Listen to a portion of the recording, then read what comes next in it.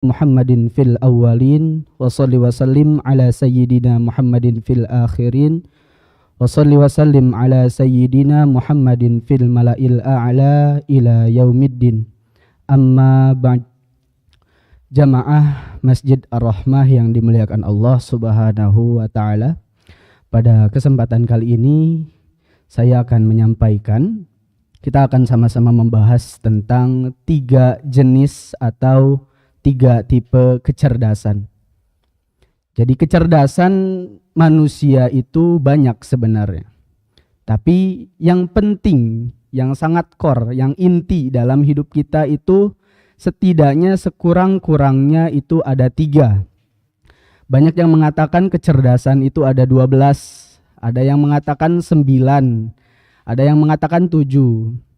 Tapi kita ambil 3 yang sangat penting bagi hidup kita. Jadi macam-macamnya, mungkin yang terkenalnya IQ. Mungkin IQ udah pada tahu IQ. IQ itu singkatan dari Intelligent Quotient. Ada EQ, ada SQ, ada Cultural Quotient, CQ, ada Adversity Quotient, AQ. Lalu ada RQ, ada Social Quotient, SQ, ada Physical Quotient, PQ. Tapi yang kita bahas sekarang itu hanya 3. Saya membaca dari bukunya Dr. Ari Ginanjar yang berjudul ESQ, Emotional Spiritual Quotient. Jadi kita fokus di 3 itu. Pertama IQ, kedua EQ, ketiga SQ. Jadi ketiga kecerdasan ini sangat berpengaruh dalam kehidupan kita. Jadi yang pertama adalah Intelligent Quotient, yang kedua adalah Emotional Quotient, lalu yang terakhir adalah Spiritual Quotient. Saya bahas yang pertama dulu, Intelligent. Jadi Intelligent Quotient itu adalah IQ, kita udah tahu semua. Bahkan di SD, SMP, SMA, negeri, swasta itu sekarang banyak tesnya. Tes untuk mengetes kecerdasan otak, daya tangkap. Yang pertama IQ ini kepanjangan dari Intelligence Quotient. IQ itu digunakan untuk mengukur seberapa cerdas seseorang berdasarkan hasil tes.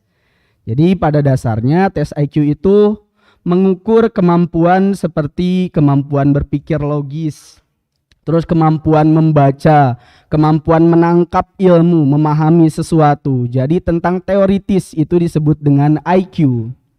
Nah, di IQ ini seseorang dikatakan memiliki kecerdasan intelektual yang tinggi bila skor IQ-nya juga tinggi.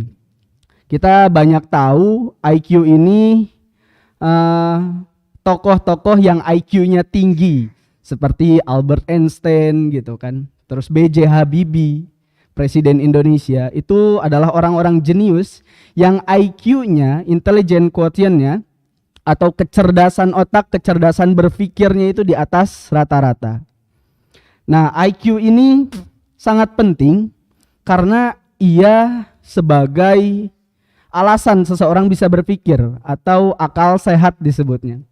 Bisa juga disebut dengan keilmuan. Kita mempelajari ilmu dengan kemampuan kecerdasan IQ ini gitu. Dan IQ ini kita tahu ini sangat penting.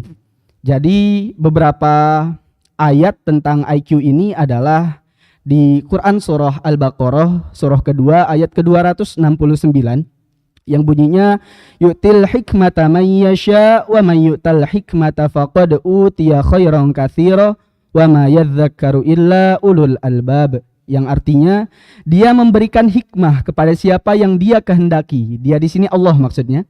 Barang siapa diberi hikmah oleh Allah, sesungguhnya dia telah diberi kebaikan yang banyak. Dan tidak ada yang dapat mengambil pelajaran kecuali orang-orang yang mempunyai akal sehat. Jadi dalam ayat ini Allah menerangkan bahwa seseorang yang diberi ilmu, seseorang yang diberi hikmah, diberi hidayah, petunjuk oleh Allah, itu adalah seseorang yang telah diberi kebaikan yang banyak. Dan di ayat yang lain di Quran surah Al-Mujadalah ayat ke-11, yarfa'ullahu alladhina amanu minkum walladzina utul ilma darajat. Niscaya Allah akan meninggikan orang-orang yang beriman di antara kalian dan orang-orang yang diberi ilmu pengetahuan beberapa derajat. Jadi adilnya Allah, hebatnya Allah itu orang berilmu itu pasti naik derajatnya. Nggak peduli dia non-muslim, dia muslim, dia kafir, bahkan dia seorang Yahudi, seorang Nasrani, dia seorang muslim. Jika dia mempelajari ilmu, jika dia seorang ahli ilmu, maka derajatnya akan naik. Ini adilnya Allah. Seperti kita tahu tokoh-tokoh dunia yang melegenda, orang-orang barat, yang jelas orang barat ini tidak beriman kepada Allah. Mereka itu bahkan tidak mengenal Allah, tapi mereka ahli ilmu. Mereka mempelajari ilmu, mereka bersemangat dalam mencari ilmu sehingga Allah naikkan derajat mereka. Karena apa? Di ayat tadi Allah jelaskan, yarfa'illahu alladzina amanu minkum walladzina utul ilma darajat walladzina utul ilma darajat. Jadi orang yang mempelajari ilmu yang tadi bersandar pada IQ itu akan naik derajatnya gitu di dunia. Lalu kita masuk yang kedua, kecerdasan yang kedua adalah EQ. EQ adalah emotional quotient. Dan di dalam bukunya Daniel Goleman kalau nggak salah namanya. Jadi beliau itu menulis EQ itu memiliki kontribusi 80% di dalam hidup kita dibanding IQ, dibanding tadi kecerdasan berpikir. Kecerdasan berpikir atau mengilmui sesuatu itu hanya 20%. Yang 80%-nya adalah EQ. EQ itu adalah emotional quotient. Jadi EQ itu merupakan kemampuan untuk memahami, mengelola dan menggunakan emosinya dengan baik. Seseorang yang memiliki emosi dengan baik, seseorang dengan EQ tinggi, dengan yang EQ-nya tinggi itu cenderung dapat mengenali emosi dalam dirinya dan orang lain dengan baik, serta mengendalikan emosi tersebut dengan bijaksana dalam berbagai situasi. Seperti di doa yang saya sampaikan tadi, Subhanaka la ilma lana illa ma 'allamtana innaka antal alimul hakim. Di situ al-alim ketemu al-hakim yang artinya maha mengetahui lagi maha bijaksana. Yang jika kita tafsirkan pada filosofi kehidupan itu bermakna semakin banyak wawasan seseorang, semakin banyak seseorang mengetahui sesuatu, maka seharusnya dia semakin bijaksana. Nah, bijaksana ini letaknya di EQ, di emosional. Bagaimana dia menghadapi sesuatu yang ada di hadapannya.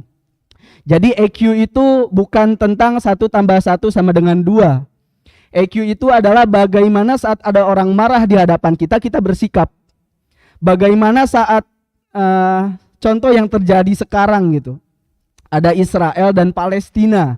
Israel menyerang Palestina. Ini jelas sebuah kebiadaban gitu kan. Dan bagaimana cara kita memandang itu? Percuma IQ tinggi, kepintaran tinggi, jenius, tapi dia membela orang yang seharusnya tidak dibela gitu. Karena EQ tinggi itu memiliki rasa kemanusiaan yang tinggi.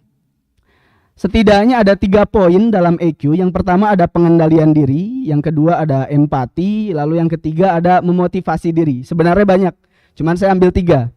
Yang pertama pengendalian diri. Jadi bagaimana seseorang mengendalikan dirinya dengan baik. Saya ambil contoh.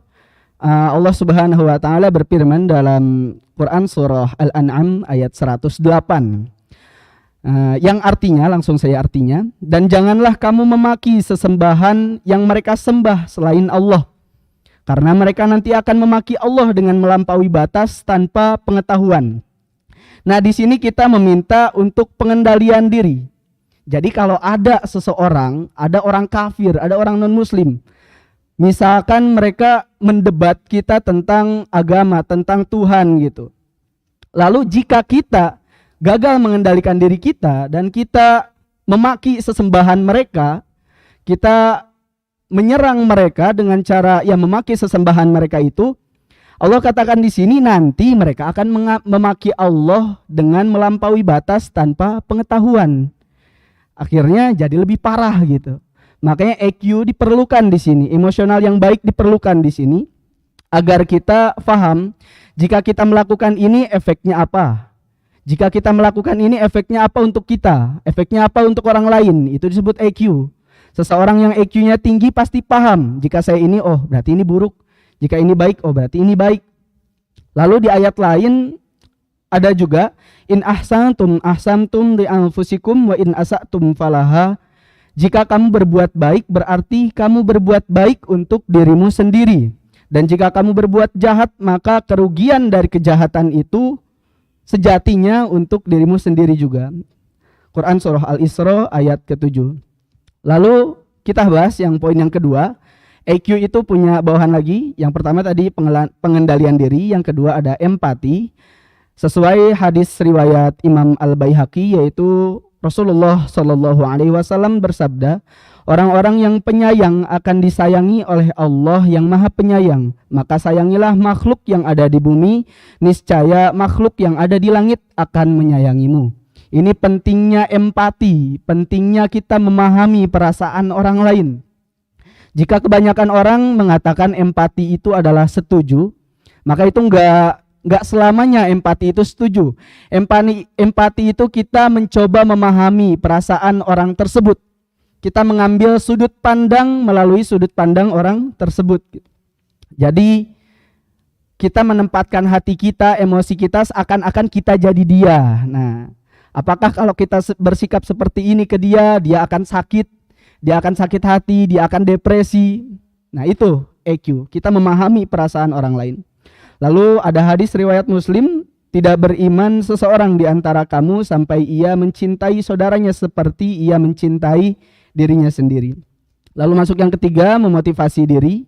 Ayat-ayat motivasi yang menjadi pegangan dan selalu berhusnuzon bahwa apapun yang terjadi di hidup kita pasti ada maksud dan tujuannya. Tinggal kita mencari hikmah dan pelajaran dari apa yang sudah kita lalui. Memotivasi diri ini banyak ayatnya. Jadi seperti surah Ad-Duha itu adalah surah motivasi. Lalu ada lagi la yukallifullahu nafsan illa wus'aha. Allah itu tidak akan membebani hambanya di luar kesanggupan dirinya gitu. Jadi kalau kita dihadapkan di suatu masalah, dihadapkan dengan suatu permasalahan, problem, ya berhusnuzon kepada Allah bahwa kita bisa menghadapinya dan kita pasti mampu. Karena apa? Memotivasi diri ini kembali lagi adalah tanda seseorang mempunyai emotional quotient yang baik atau kecerdasan emosional yang baik. Lalu yang terakhir ada SQ. SQ ini adalah spiritual quotient. Jadi dia ini yang mengikat EQ dan IQ tadi. Kepintaran dan kebaikan seseorang dalam mengatur emosionalnya, emosinya, ini tidak akan berjalan dengan baik jika ia tidak mengenali dirinya sendiri. Jadi mudahnya SQ itu, spiritual quotient itu adalah kecerdasan hati. Bagaimana hatinya bersikap. Bagaimana hati dia, karakter dia gitu. Dan kita tahu di sini alhamdulillah kita belajar dengan guru kita semua, Al-Ustadz Kiai Haji Muhammad Shaleh Drehem LC. Itu membahas kitab Tazkiyatun Nufus, membahas kitab Afat ala Thoriq. Itu seakan-akan untuk meningkatkan kecerdasan hati kita, meningkatkan spiritual quotient kita. Jadi kita mengikat diri kita dengan sesungguhnya bagaimana sih hidup ini gitu. Jadi SQ itu cara kita mencari jati diri gitu.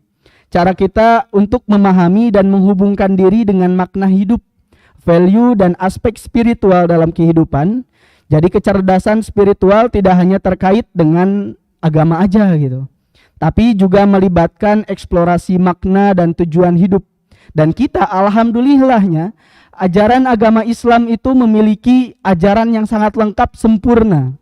Sehingga segala sesuatu itu pasti diatur di Islam.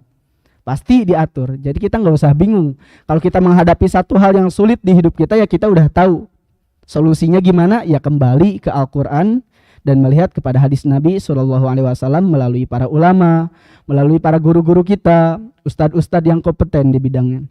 Jadi antara IQ, EQ, dan SQ, ketiga ini sangat penting untuk hidup kita. Bagaimana kita mengatur diri kita sehingga kecerdasan ini memiliki kebermanfaatan untuk kita dan orang lain. Balik lagi sesuai hadis Nabi SAW, khairun nas anfa'uhum linnas.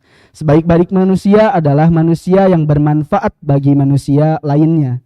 Sehingga dengan ketiga kecerdasan ini makin kita latih, semakin kita jaga, semakin kita tingkatkan, maka kebermanfaatan kita semakin luas insya Allah dengan bimbingan Allah Subhanahu wa taala. Mungkin segitu yang bisa saya sampaikan. Marilah kita tutup dengan hamdalah dan doa kafaratul majelis. Alhamdulillahirabbil alamin. Subhanakallahumma wa bihamdika asyhadu an la ilaha illa anta astaghfiruka wa atubu ilaik. Wassalamualaikum warahmatullahi wabarakatuh.